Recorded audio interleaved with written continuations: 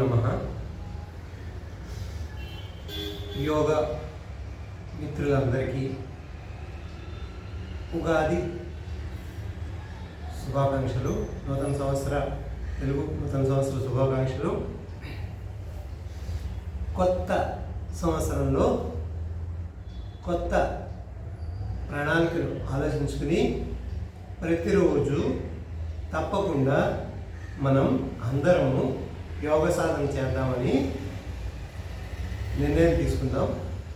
అందులో భాగంగా యోగాలోని అత్యంత సులువైన అత్యంత ఉపయోగకరమైన ధ్యాన ప్రక్రియని సులభ మార్గంలో మీ అందరితోటి పంచుకుందాం అనుకుంటున్నాను. అదే మంత్రయోగం. మననాత్ త్రాయతే ఇతి మంత్ర. మనసులో అనుకున్నా సరే, లేకపోతే పైకి చెప్పినా సరే, త్రాయతే అంటే రక్షిస్తుంది, మనని రక్షిస్తుంది అన్నమాట. ఏ మంత్రం? ఏదైనా మంత్రం, ఒకే దేవుడు, ఏదైనా ఒక రూపం, ఒకే మంత్రం, ఒకే లక్ష్యం. ఇంకా ముందుకెళ్తే ఇవన్నీ ఉంటే కనుక మనం జీవితంలో ఉన్న శిఖరాన్ని అధిరోహించగలం. అందువల్ల ఒకటే మాట, ఒకటే లక్ష్యం, ఒకటే మంత్రం, ఒకటే రూపం. ఏ భగవానుడైనా అవ్వచ్చు, మీ ఇష్టం, ఏ రూపాన్ని తీసుకోండి. ఇప్పుడు ఈరోజు ఒక దేవుడు, రేపు ఒక దేవుడు అని కాకుండా ఒక రూపాన్ని, ఒక భగవంతుడిని,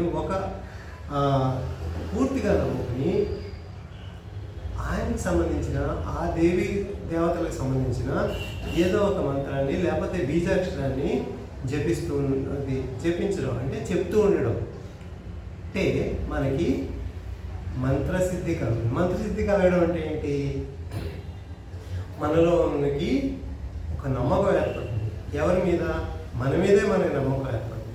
మనం ఏమైనా సాధించగలము, మనము అందరితోటి సమానం, మనం ఎవరికంటే తక్కువ కాదు అన్న నమ్మకం ఏర్పడి మనము చేసే పనిని ఇంకా బాగా చేయగలం. దానికోసము తప్పనిసరిగా మనందరం రోజు ఒక అర్ధగంట అంటే శారీరక వ్యాయామాలు, యోగాసనాలు అవి చేయాలి. ఇంకొక పావుగంట ప్రాణాయామాలు, ఇంకొక పావుగంట ధ్యానం చేయగలిగితే, రోజుకు ఒక గంట కేటాయించగలిగితే వచ్చేసి అనుకోండి. లేకపోతే రోజుకు ఒక అర్ధగంట, అంటే ఒకరోజు శారీరక వ్యాయామాలన్నీ చేయండి, ఇంకొక రోజు ప్రాణాయామం పావుగంట, ఇది ధ్యానం పావుగంట చేయండి. సో రోజు స్నానం చేసిన వెంటనే దేవుడి దగ్గరికి వస్తాం కదండి, వచ్చిన వెంటనే మీ ఇష్ట భగవాన్ని తలుచుకుని మనకి ఈ ధ్యానం చేయడానికి ఒక మంచి ముద్ర, బుద్ధ భగవాన్ చెప్పిన ముద్ర ఇది. చూడండి, ఇలా ఎడమ చేతి మీద కుడి చేయి పెడతాము, వీతరాగ ముద్ర అంటాము.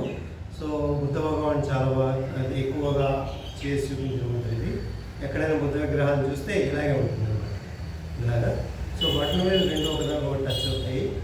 దీనివల్ల ఏమవుతుంది? మన చుట్టూ ఒక రకమైన సర్కిల్ ఫామ్ అవుతుంది. అంటే మనం బయట ప్రపంచంతో సంబంధం లేకుండా మన ధ్యానాన్ని మనం కొనసాగించగలుగుతాం అనమాట. సో ఇలా నిలబెట్టి మీ ఇష్టం వచ్చిన మంత్రం, బీజాక్షరం చెప్పుకోవచ్చు. ఏది మీకు ఎవరు చెప్పలేదు తెలియదు అనుకోండి, అప్పుడు ఆది మంత్రం, ఆది శబ్దం ఓంకారాన్ని జపిస్తే కూడా సరిపోతుంది. ఓంకారాన్ని ఎలా జపించాలి? ఒకళ్ళేమో ఓ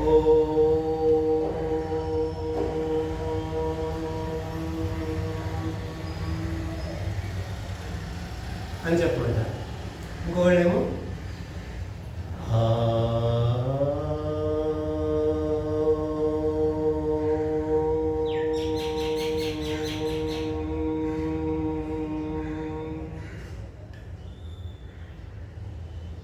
అని చెప్పమంటారు. ఇంకో కొందరు గురువులు ఓం ఓం ఓం ఓం ఓం ఓం ఓం ఓం ఓం ఓం ఓం ఓం ఇలా చెప్పమంటారు. ఇంకొందరు ఓ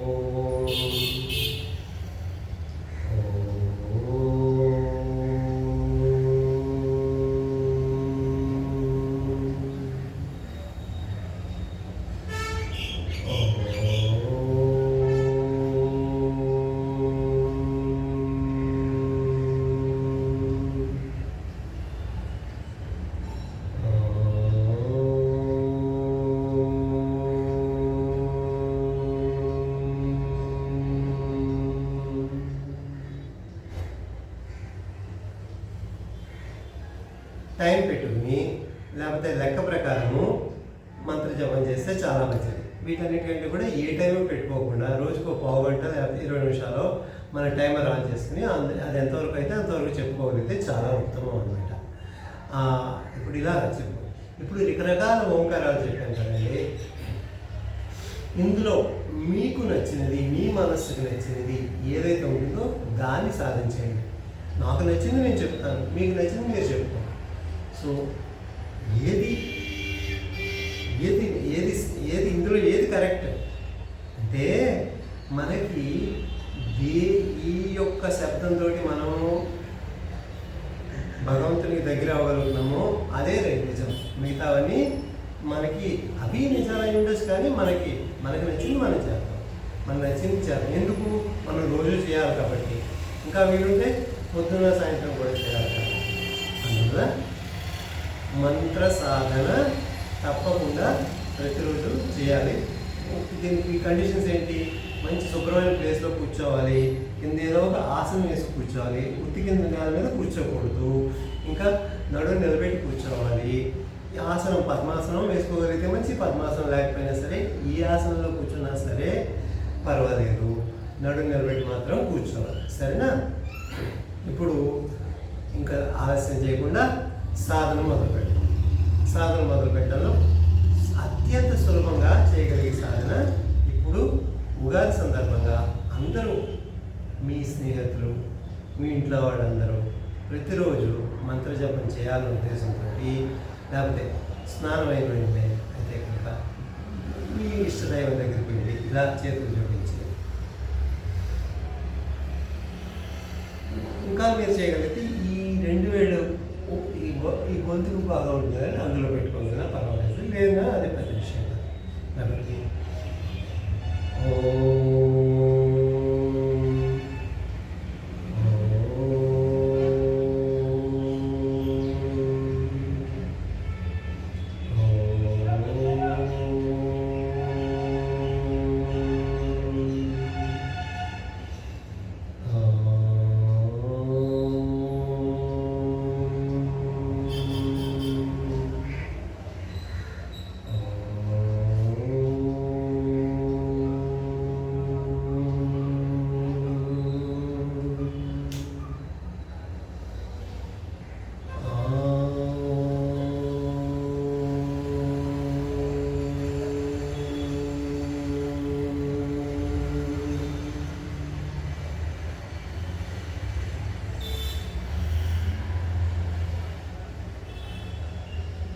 ఊపిరి పీల్చుకుంటాం మెల్లిగా. ఊపిరి పీల్చుకుంటూ కొంచెంసేపు ఊపిరితిత్తుల్లో ఉంచుతాము. ఉంచిన తర్వాత ఇప్పుడు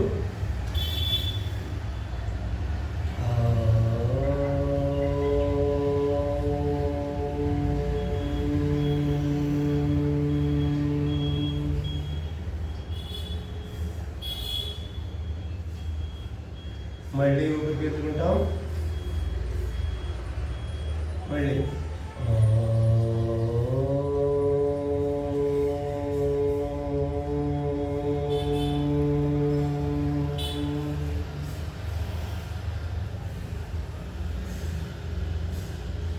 మళ్ళీ ఊపిరి పీల్చుకుని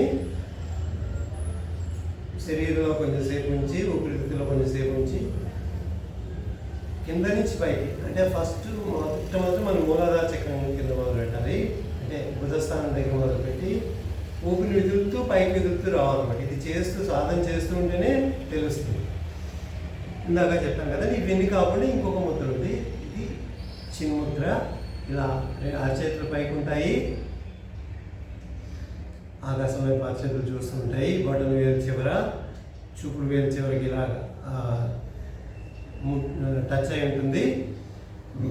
టచ్ అయి ఉండి నడుము నిలబెట్టి ఊపిరి పీల్చాము. కొద్దిసేపు ఊపిరి లోపల బిగించి ఉంచాము. ఇప్పుడు కింద మూలాధార చక్రం బుధస్థానం దగ్గర మొదలుపెట్టి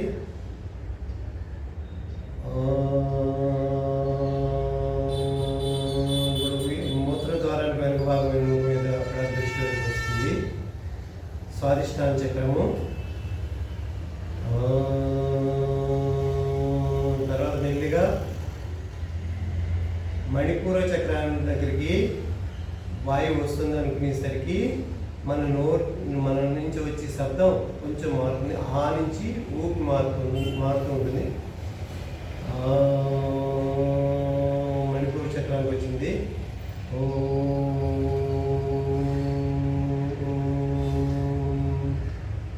అక్కడి నుంచి అలా మెల్లిగా అనాహత చక్రం, గుండెల వెనక భాగం వెనుముక మీద ఉండే అనాహత చక్రానికి వస్తుంది ఊపిరి.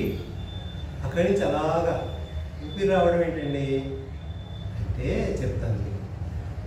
అలా మెల్లిగా పెదవులు మూసేసరికి మొట్టమొదటి విశుద్ధి చక్రం గొంతు వెనకాల భాగం వెనుముక పై భాగంలోకి, ఆ తర్వాత ఆజ్ఞా చక్రం బొట్టు పెట్టుకునే స్థానం భృకుటి స్థానం దగ్గరికి వచ్చి మొత్తం ఊపిరి అంతా కూడా పైన విశ్వశక్తిలో కలిసిపోతుంది అనమాట. మొత్తం ఊపిరి బయటకు వచ్చేస్తుంది. వెంటనే మళ్ళీ ఊపిరి పీల్చుకోలేము, కొంచెం గ్యాప్ ఇవ్వాలి, ఆ వైబ్రేషన్స్ని ఎంజాయ్ చేయాలి, మళ్ళీ చెప్పాలి అలా అనమాట. సో కొంచెం ప్రశాంతంగా రోజుకి కనీసం 15 నిమిషాలు ఇలా సాధన చేస్తూ ఉంటే మనం మానసికంగా చాలా ఆరోగ్యంగా ఉండాలి. మానసిక ఆరోగ్యానికి ధ్యానం చెయ్యాలి. శారీరక ఆరోగ్యం కోసం ఆసనాలు, సూక్ష్మ వ్యాయామాలు, లేకపోతే ఆటలు అవి ఆడాలి. మానసికంగా స్ట్రాంగ్గా ఉండడం కోసం ఇది కావాలి. మెంటల్ ఎబిలిటీ, ఇంగ్లీష్లో చెప్పాలంటే మెంటల్ ఎబిలిటీ పెంచుకుందాం అనుకుంటే ధ్యానం చేయక తప్పదు. సో చెప్పాను కదా, దేని మీద ధ్యానం చేయించాలి.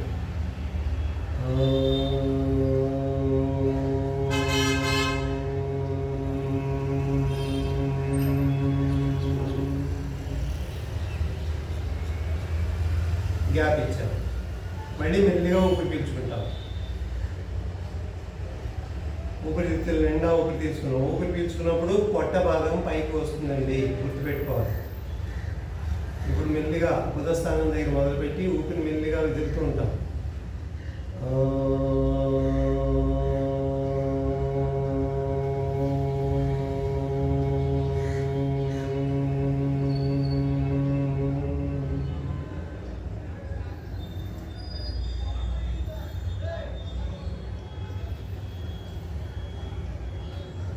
ఇలా చేస్తూ ఉండడు కానండి. ఇంకొక రకమైన ధ్యానం ఉంది. ఆ ధ్యానము కుండలిని ధ్యానం. కుండలిని ధ్యానం అంటే ఏంటి? మనం బుధస్థానం దగ్గర ఎర్రటి రంగు ఊహించుకుంటాము. అక్కడ బీజాక్షరం లమ్మనే బీజాక్షరం అని చెప్పుకుంటుంది. కొంచెం సేపు ఉంటాం ఎలాగ ఇలా మళ్ళీ ఊపిరి పీల్చుకుని కొంచెంసేపు ఉంచి పట్టులో ఉంచి మళ్ళీ ఇలా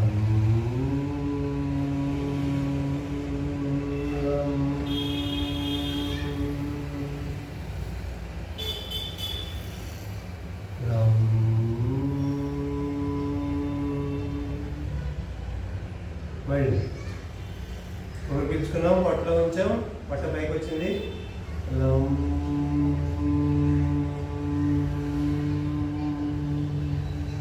పొట్ట లోపల పెడుతుంది,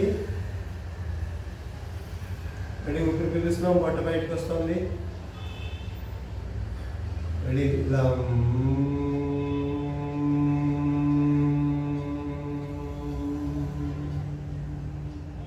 పొట్ట లోపలికి వెళ్ళింది. ఇలా సాధన చేయాలి. ఎంతసేపు చేయాలి? 4 నిమిషాలు చేయాలి. ఒక కుండలిని ధ్యానం చేద్దాం అనుకోండి. తర్వాత 3 నిమిషాలు చేయండి, లేకపోతే 2 నిమిషాలు చేయండి మన సరేనా. తర్వాత మన దృష్టిని యూరినల్ జెనిటల్స్ గ్రంథాల భాగం మీద ఉంది స్వాదిష్టాన చక్రం దగ్గరికి తీసుకొచ్చి దాని మీద దృష్టి పెట్టి, వెనుముక మీద ఆ భాగంలో దృష్టి పెట్టి, కాషాయపు రంగు చక్రం అక్కడ తిరుగుతుందని ఊహించుకుని బీజాక్షరం వం అనే బీజాక్షరాన్ని చెప్తూ ఉండేది. ఊపిరి పీలుస్తాము, కొంచెంసేపు ఊపిరిని పొట్టలో ఉంచుతాము, ఉంచి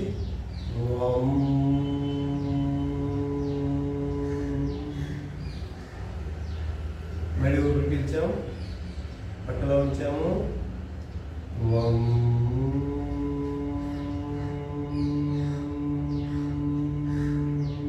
కాషాయం వేయించుకోవాలండి. వెనుముక మీద మూత్రద్వారానికి వెనుక భాగంలో ఉన్న వెనుముక మీద కాషాయ రంగు చక్రాన్ని ఊహించుకుని, అదే స్వాదిష్టాన చక్రం.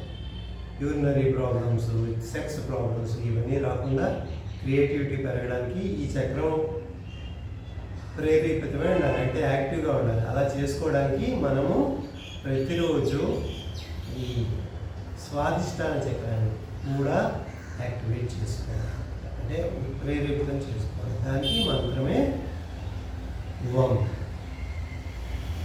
ఓం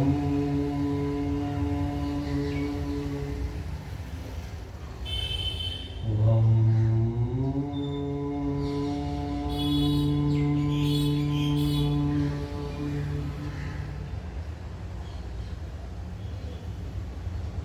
బొట్టు వెనకాల భాగంలో వెన్నుముక మీద పసుపు పచ్చ రంగుని ఊహించుకుంటూ, పసుపు రంగు చక్రాన్ని ఊహించుకుంటూ బీజాక్షరం రమ్ అనే బీజాక్షరాన్ని ఉచ్చరించడం వల్ల, చెప్పడం వల్ల మణిపూరక చక్రం అనేది ప్రేరేపితం అవుతుంది. మణిపూరక చక్రం వికసిస్తుంది. మణిపూరక చక్రం కనుక అక్కడ ఎనర్జీ సెంటర్, మణిపూరక చక్రం అంటే బొడ్డు వెనకాల వెనుముక భాగంలో ఎనర్జీ బ్యాలెన్స్ సరిగ్గా లేకపోతే జీర్ణ వ్యాధులు, ప్రాస్టేట్ ప్రాబ్లమ్స్, జీర్ణకోశ వ్యాధులు, ప్రేగులు, పెద్ద ప్రేగులు, చిన్న ప్రేగులకు సంబంధించిన రకరకాల వ్యాధులు మనకి మనుషుల్ని ఆవహించే అవకాశం ఉందన్నమాట. అందువల్ల రమ్ అనే బీజాక్షరాన్ని చెప్పుకుంటూ దృష్టిని బొట్టు వెనకాల వెనుముక భాగం మీద కేంద్రీకరించి పసుపు పచ్చ రంగు చక్రాన్ని తిరుగుతున్నట్టుగా అక్కడ ఊహించుకుని రమ్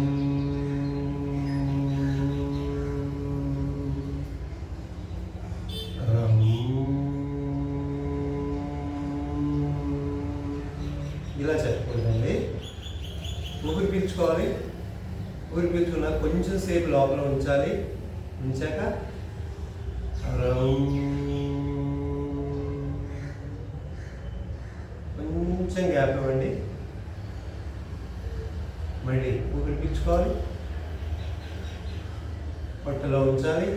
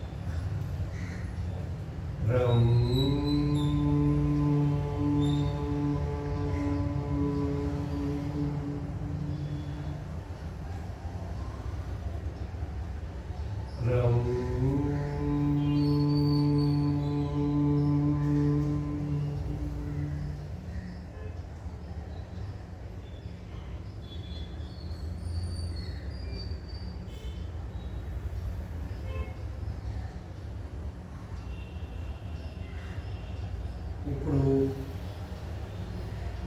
అనాహత చక్రం వికసించడానికి ఆకుపచ్చ రంగుని వేయించుకుంటూ దృష్టిని గుండెల వెనకాల భాగం, ఊపిరితిత్తులు గుండె వెనకాల భాగంలో వెన్నుముక మీద కేంద్రీకరించి ఆకుపచ్చ రంగుని వేయించుకుంటూ యం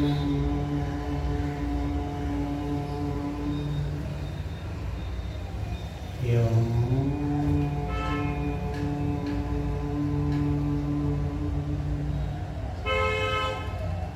యం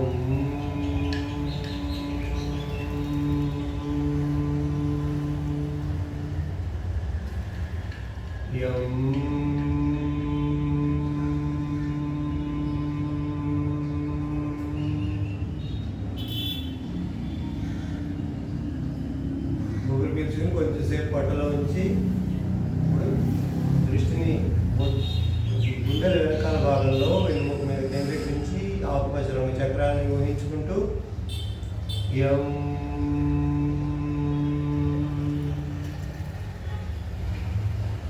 యం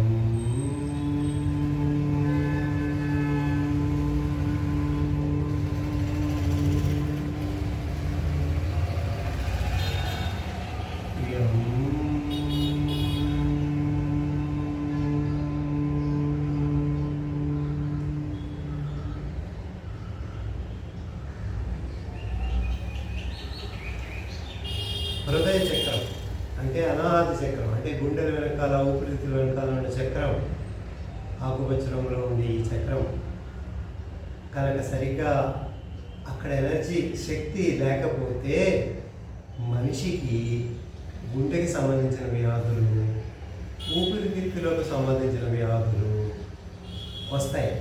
జలుబులు, కరోనాలు ఇలాంటివన్నీ కూడా చుట్టుముట్టుతాయి అన్నమాట.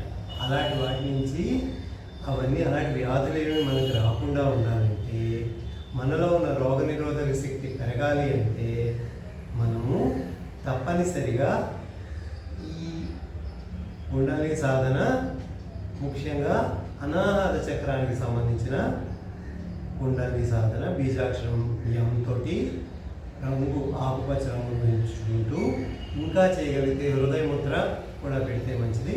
ముద్రలతోటి ఇంకొక వీడియోలో చేద్దాము. వీడియో పొడవైపోతుంది, చాలా ఎక్కువైపోతుంది కాబట్టి ముద్రలతో కూడా కలిపిన కుండలిని ధ్యాన సాధన మనం తర్వాత వీడియోలో తెలుసుకుందాము. ఇప్పుడు గొంతు వెనకాల భాగంలో పై వెన్నుముక భాగంలో ఆ పసుపు నీలపు రంగుతోటి మనకి విశుద్ధి చక్రం ఉంటుందండి. నీలం రంగులో ఒక చక్రాన్ని ఊహించుకోవాలి. ఇక్కడ మెడ పై వెన్నుపూస ఉంటుంది, వెన్నుముక పైన ఒక భాగం మెడ, ఇంకా తర్వాత వెన్నుముక ఉండదు. ఆ భాగం మీద దృష్టి పెట్టి నీలపు రంగును ఊహించుకొని హమ్ అనే బీజాక్షరాన్ని మనం పలుకుతూ ఉండాలి. ఊపిరి పీల్చుకుంటాం, పట్టణంలో ఊపిరి బిగబడతాం, విదులుతూ నీలపు రంగును ఊహించుకుని ఆకాశపు రంగును ఊహించుకుని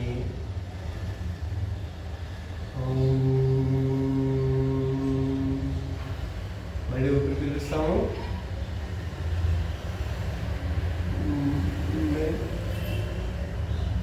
ఊపిరి బిగబెట్టి కొంచెంసేపు తర్వాత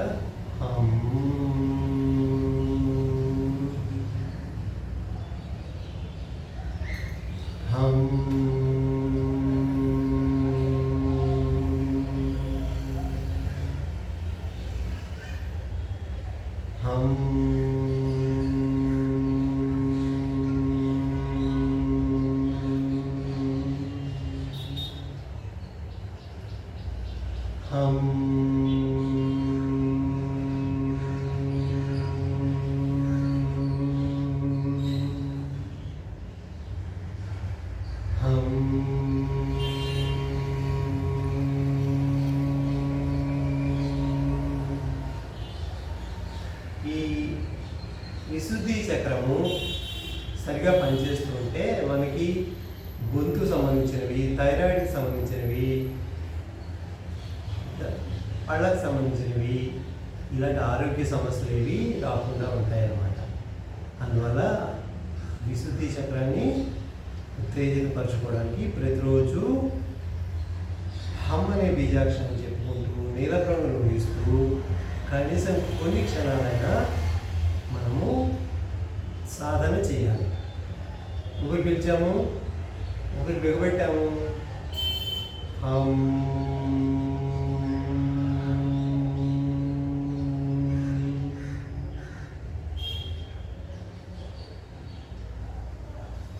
అలాగా విశుద్ధి చక్రానికి సంబంధించిన ధ్యానము చేస్తాం. ఇప్పుడు ఇక్కడ బొట్టు పెట్టిన ప్రదేశం భ్రూమధ్య ప్రాంతంలో మనకి ఆజ్ఞా చక్రం ఉంటుంది.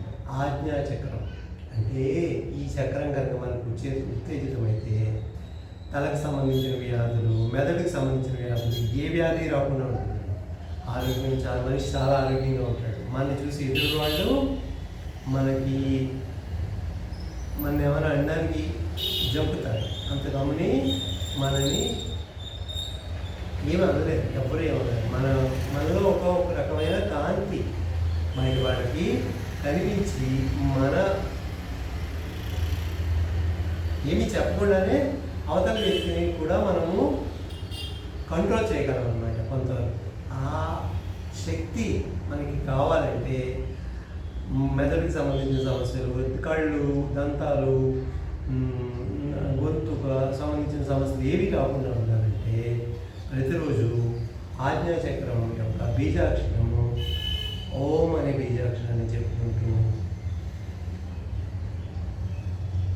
ఊదా రంగుని పచ్చల పండు రంగు అంటారు కదండి, పచ్చల పండు రంగుని ఊహించుకుంటూ చెప్పుకుంటూ ఉండడం. ఊపిరి పీల్చాం, ఊపిరి బిగబెట్టాం కొంచెంసేపు, తర్వాత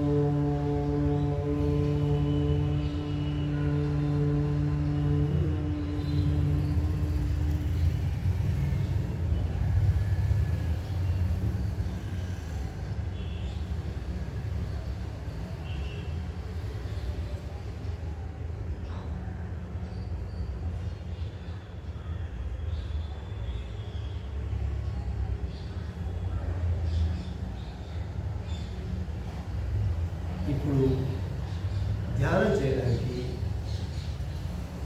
సహస్రార చక్రం, 6 చక్రాల పైన ఇక్కడ మనకి మెత్తటి ప్రదేశం ఉంటుంది, మాడు భాగం అంటారు కదా, మెత్తటి ప్రదేశం. దానికి కొంచెం పైభాగంలో ఒక అంగుళం పైభాగంలో ఇక్కడ ప్రతి మనిషికి కూడా ఒక చక్రం ఉంటుంది. అది కొందరిలో బాగా వికసించి యాక్టివ్గా ఉంటుంది, కొందరిలో అసలు. ఒక మనిషిని మనం చూడగానే మనకి వాళ్ళలో ఒక రకమైన కళ, ఒక రకమైన కాన్ఫిడెన్స్, ఒక రకమైన కాంతి కనపడుతుంది. జాగ్రత్త గమనిస్తే వాళ్ళని ఎవ్వరూ ఏమన్నారు. అలాంటి కాంతినే దాన్నే ఇంగ్లీష్లో ఆరా అంటారు. ఆ ఆరా అన్నది ఈ సహస్రాల చక్రం, ఈ కమలాల, ఈ రేపులున్న కమలం ఎలా ఉంటుందో అలాంటి కమలం మన వ్యక్తి మీద ఎనర్జీ చక్రం ఉంటుంది. ఆ ఎనర్జీని మనం ట్యాప్ చేసుకోగలిగితే, ఆ ఎనర్జీని మనం వాడుకోగలిగితే మనంత శక్తివంతులు ఇంకెవ్వరూ ఉండరు ప్రపంచం మొత్తంలోకి. మనమే శక్తివంతులు. శక్తి అన్ని రూపాల్లోకి మారుతూ ఉంటుంది. ఐన్స్టీన్ గారి సిద్ధాంతం తెలుసు కదండి, E=mc². అంటే మన దగ్గర శక్తి ఉంటే దాన్ని మనం డబ్బుల రూపంలో కూడా మార్చుకోగలం. ఏమంటే అక్కడ మాస్ అంటే మనం డబ్బులు కన్వర్షన్ కూడా చేసుకోగలం. సి అంటే వెలాసిటీ, అంటే చేసే పనిలో కొంచెం నేర్పరితనము, స్పీడు ఉండాలి. మనం తీసుకుంటే అప్పుడు మనకి డబ్బులు కావాలంటే నేర్పరితనంతో ఏ పనైనా చేస్తూ ఉంటే మనకున్న శక్తి వల్ల శక్తిని సంపాదించుకుని శక్తితో మనం చేసే పని జాగ్రత్తగా బాగా చేయగలిగితే మనకి లోటు ఈ విషయంలో ఉండదు. అందువల్ల ఆ సహస్రార చక్రాన్ని వికసించడానికి బీజాక్షరాలు ఏం లేవు. నిశ్శబ్దంగా తెల్లటి కాంతిని ఊహించుకుని కళ్ళు మూసుకుని ధ్యానం చేస్తే సరిపోతుంది.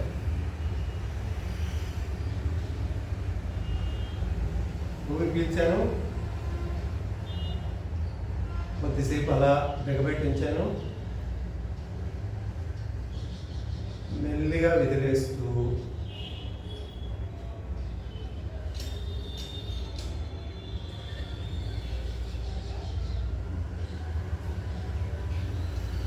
మళ్ళీ చాలా మెల్లిగా ఊపిరి పీల్చుకుంటున్నాను.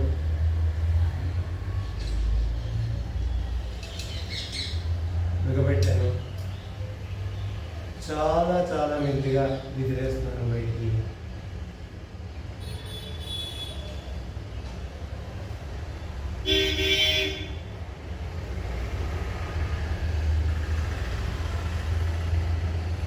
ఊపిరి పీల్చాను, బిగబెట్టాను. ఊపిరిని లోపల పెట్టాం అంతే, బిగబడ్డామని కాదు దాని ఉద్దేశము. ఊపిరిని లోపల ఉంచాం అన్నమాట. ఉంచి అప్పుడు మెల్లిగా కళ్ళు తెరవకుండానే ముక్కు రంధ్రాల ద్వారా చాలా మెల్లిగా గాలిని బయటికి పంపిస్తాము. ఎక్కువసేపు పంపించాలి.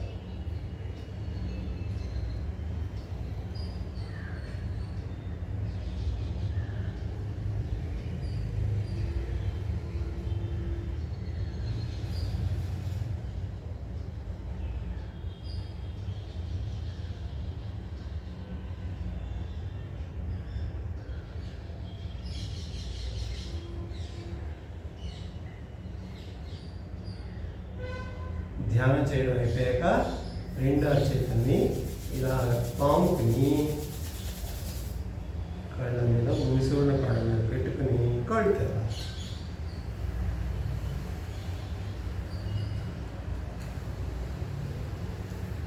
కళ్ళు తెరిచి ఎక్కువసేపు ధ్యానంలో కూర్చుంటే కనుక ఇలా కాళ్ళు నొప్పులు వస్తాయి కాబట్టి కాళ్ళని మెల్లిగా ముందుకి సాగి